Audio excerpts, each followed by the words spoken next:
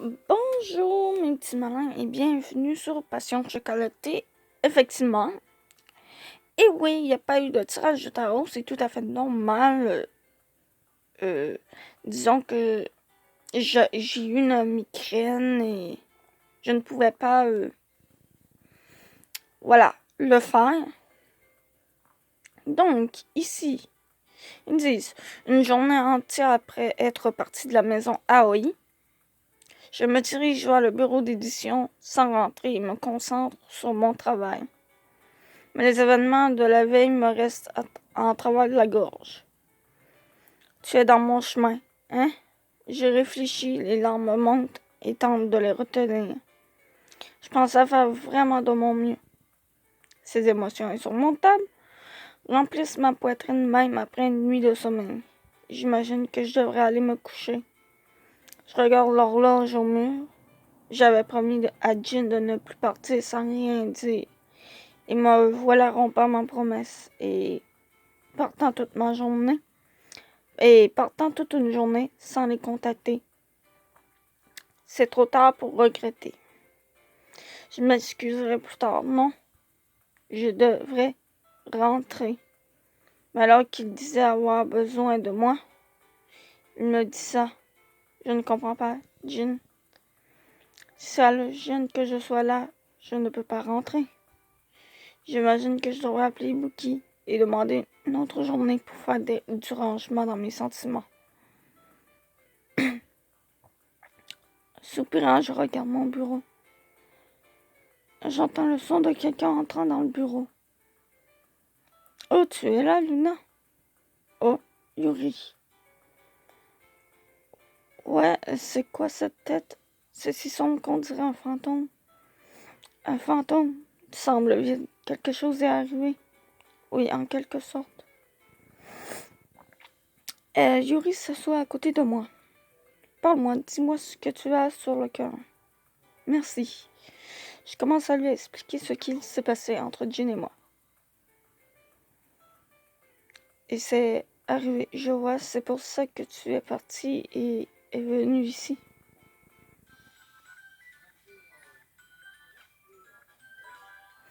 Donc, on regarde. Et moi, j'ai une petite pause. Je vois, c'est pour ça que tu es parti et est venu ici. Yuri acquiesce, elle me comprend. Ah, je comprends moi. Donc, oups, désolé. Voilà, là ça risque d'être correct. J'ai un choc d'avoir entendu ça.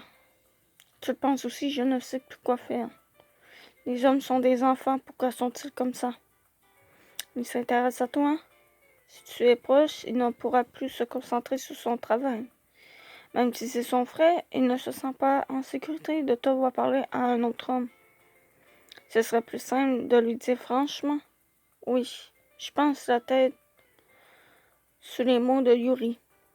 Yuri, tu dis, tu fais comme si tu n'avais rien remarqué. Jin t'aime. Tu n'as pas réalisé? C'est vrai, ma relation avec Jin a grandement changé. Et je me demandais s'il m'aimait. Mais je suis une goûteuse. Mais il a dit que j'étais dans son chemin. Donc, les hommes disent ça quand ils se sentent différents. C'est pour ça qu'ils sont comme des enfants.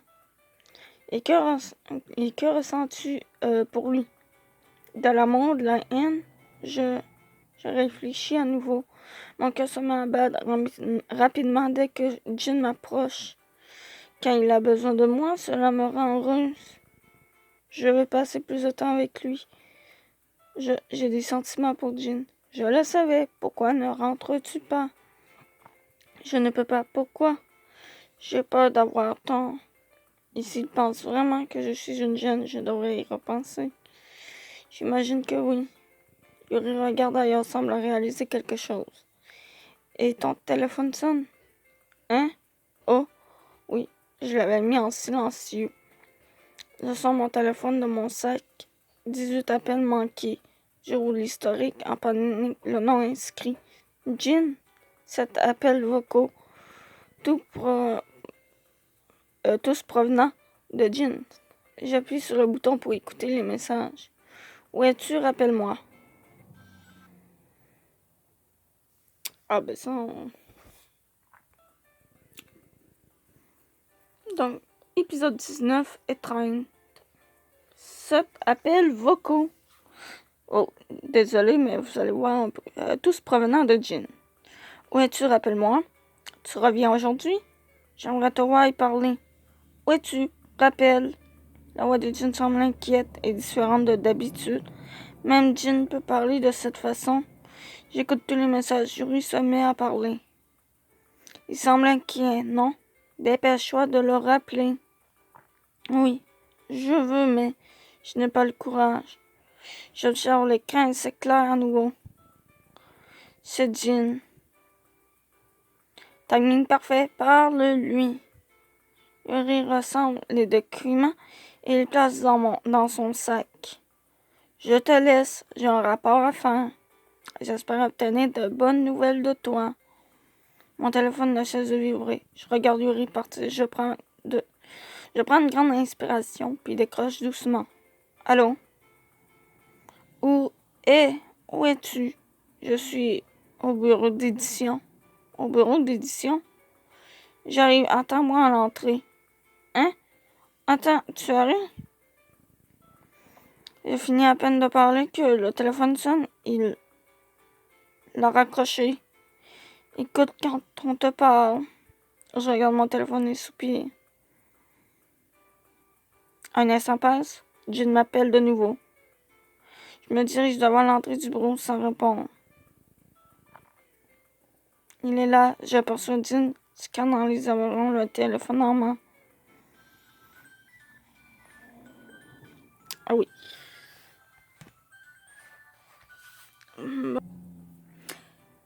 Bon, j'aperçois Jean scannant les environs, le téléphone en main. Donc, du coup, ça, on vient de le lire. J'hésite entre décrocher ou l'appeler. Jean m'aperçoit et court vers moi. Son cou est en soie. Luna. Jean, pourquoi es-tu venue? Parce que tu es encore partie et tu ne me répondais pas. Il dit ça encore de cette façon. Pourquoi? Tu es en colère?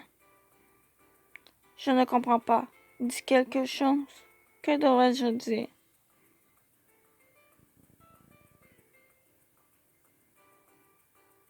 Ben non, on va faire la bille, quoi. Qu'es-tu venu faire? Hein? Ça ne sera pas, je suis venu te trouver. Mais je te gêne, non? Je ne cherche une réponse. Mais je suis inquiet si tu pars sans rien dire. Je m'excuse de t'avoir inquiété. Impossible de trouver mes mots, je soupire. Je peux retourner au bureau? Non, je veux te parler. Je ne peux pas. Pourquoi pas? Ça me rend triste de te parler, Jean. Ce n'est pas bon, je n'arrive pas à rester calme. Si on continue de parler, je vais encore pleurer. Je cache mon visage de Jean, puis il me retourne. Désolé. Un collègue m'attend, j'y vais. Je dis ceci, puis commence à marcher sans entendre sa réponse. Attends. Jean saisit mon bras fermement. Qu'est-ce qui se passe? Oui.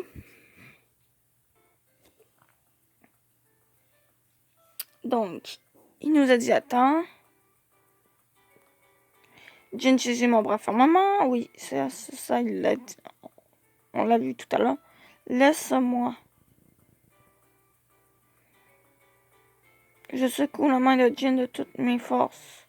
Je ne peux pas me retenir, ma vision devient trouble. Non, c'est inutile si je reste plus longtemps. J'essaie d'éloigner mes pensées de Jean qui ne semble pas vouloir me laisser partir. Pourquoi tu me suis?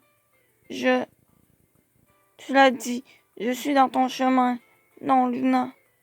Tu me dis de partir et tu me dis le contraire maintenant. Si tu continues de me parler ainsi, mon cœur ne va pas le supporter. Luna, si je suis inutile pour toi, peu importe à quel point, je sais, laisse-moi seul. Attends, excuse-moi. Je cherche mes larmes sur le point de couler, puis me mets à marcher vers le bureau, voulant partir aussi vite me possible, j'accélère. C'est pas plutôt voulant partir aussi vite que possible, j'accélère. Voilà. Et au moment où je m'apprêtais à entrer, Luna. Eh! Donc oui, Jin me saisit à nouveau le bras. Voilà. L'instant suivant, il me prend dans ses bras. Ah. Oh, really? Mais pas vous. Luna. Eh! Ouais. Jin me saisit à nouveau le bras. Nanani, nanana. Ça, oui. Ah! Pourquoi Jin m'enlace? Oh!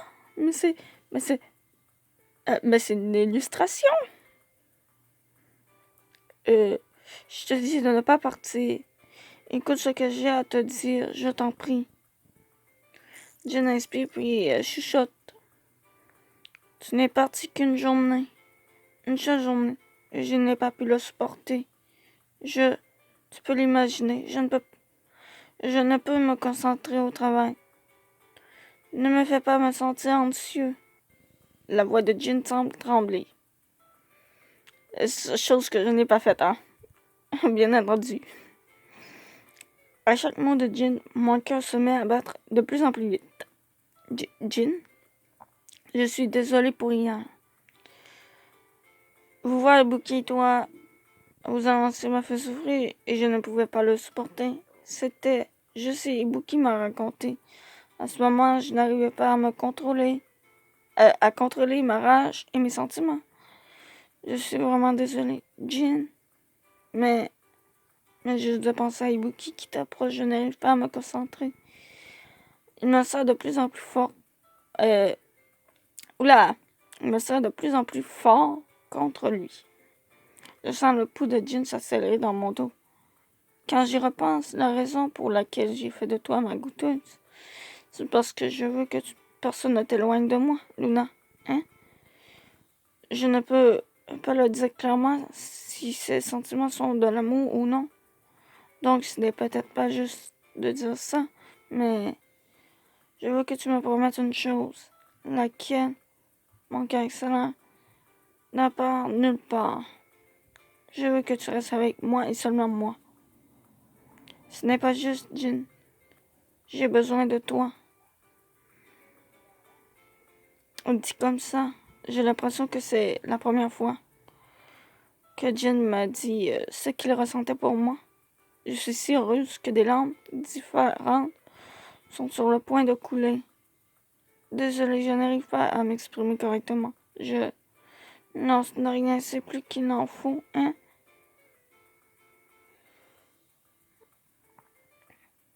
Ah, bah oui, on peut regarder tout de suite. Ah, voilà. Ça, c'est la première. Ah oui, je veux sauvegarder. D'accord. Voilà. On va les sauvegarder. Ça, c'était l'autre. Je les sauvegarde, oui, oui. Ici aussi.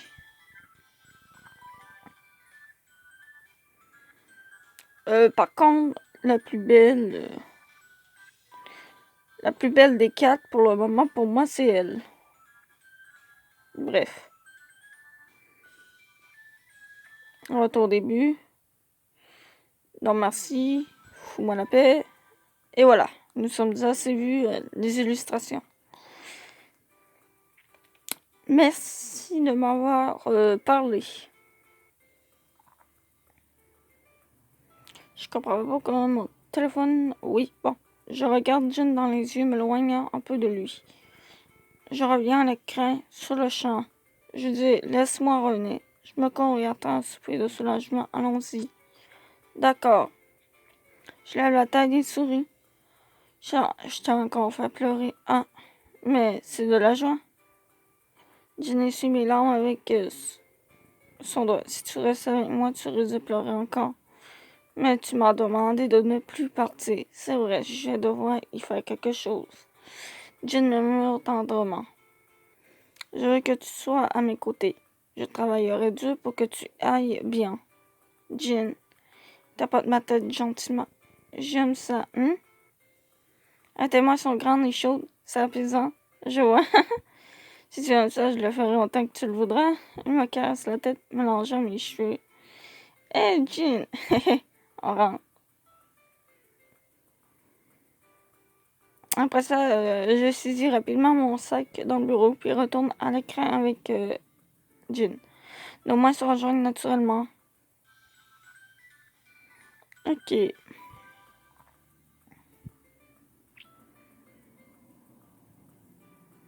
Épisode 20, la distance entre nous deux.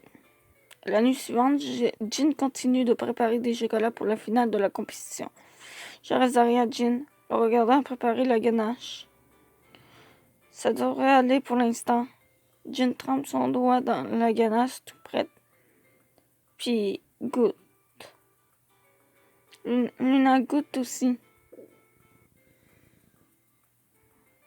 Ok, ça doit être la première fois que je goûte un produit non terminé. Je trempe mon doigt dans le bol où se trouve la ganache, puis le porte dans ma bouche.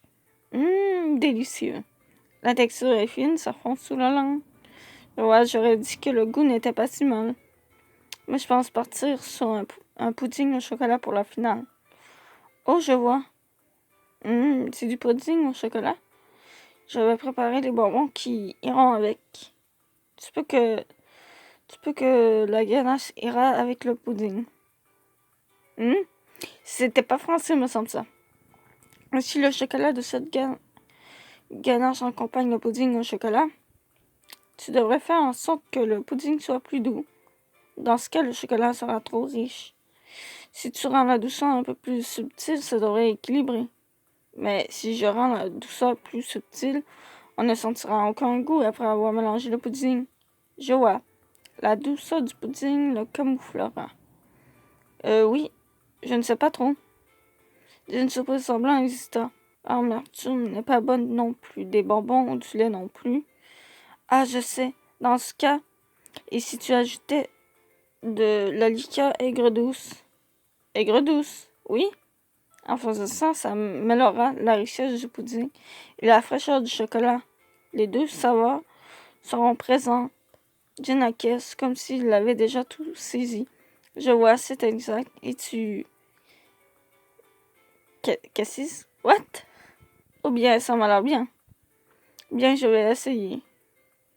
Jin saisit la liqueur de cassis du placard. Ah, ok. Et commence à préparer la ganache, puis la porte de derrière s'ouvre.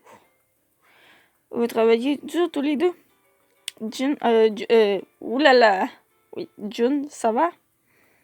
J'ai apporté des onigiri. Ibuki m'a dit de vous emporter quelque chose comme vous travaillez. Merci, je commence à avoir faim.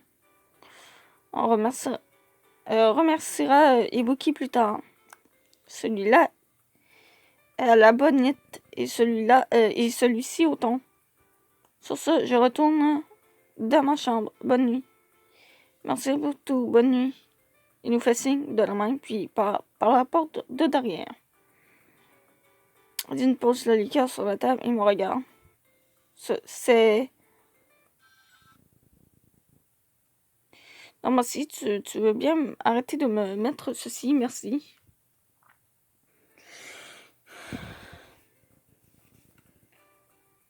Ah, mince, je le regarde en retour. Jin saisit le nigiri.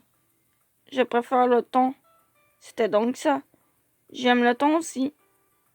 Nous nous regardons l'un l'autre, décidés à ne pas céder, jetant la main. Décidons ça à pierre, papier, ciseaux. Bien, je relève le défi. Je te le dis maintenant, mais je suis fort à ce jeu. Quelle coïncidence, moi aussi. Il semble fort. Bon, bien, allons-y. C'est parti. 1, 2, 3. Nous tendons nos mains au même moment et avec vigueur. J'ai choisi ciseaux et Jin à la main ouverte. Ah, j'ai gagné. Je prends le nez qui rit autant. Jean le regarde s'éloigner. Dommage, le temps est mien. Ne sois pas si heureuse. Jean me sourit grand. Sourire presque effrayant. Oh! Il me caresse le visage. Son expression et son action me touchent au cœur. Jean, tu n'as pas le droit de me sourire comme ça. On dirait une personne différente. Si ça lui donne du succès auprès des femmes, ça serait un problème. Ça sera un problème. Je suis sûre que tout le monde le trouvera gentil en le voyant comme ça. Je laisse échapper un soupir sans me faire remarquer, puis croque dans l'onigiri. Quelques jours plus tard, c'est comme d'habitude. Regarde, Jean est vraiment beau. L'aura qu'il dégage, elle nous entoure. Il est vraiment beau gosse. J'entends des voix de clients dans la boutique. Leurs regards sont tournés vers Jean travaillant dans l'atelier. Sa célébrité a évolué du jour au lendemain. Ibuki sort de l'atelier et s'approche vers les clients. Désolé, mais Jean est très occupé et ne peut vous rejoindre. Ah, dommage, la prochaine fois, alors. On reviendra, on a acheté ce qu'on voulait. Merci, nous attendons votre prochaine visite. Les deux clientes font un signe de main à Ibuki qui quitte la boutique. Sophie, qu'entend-elle demander à voix Jean. Ah non, vous ne touchez pas mon Jean. Bon, du coup, maintenant, nous avons terminé pour aujourd'hui. Donc, je vous dis à plus et on se retrouvera dans d'autres vidéos.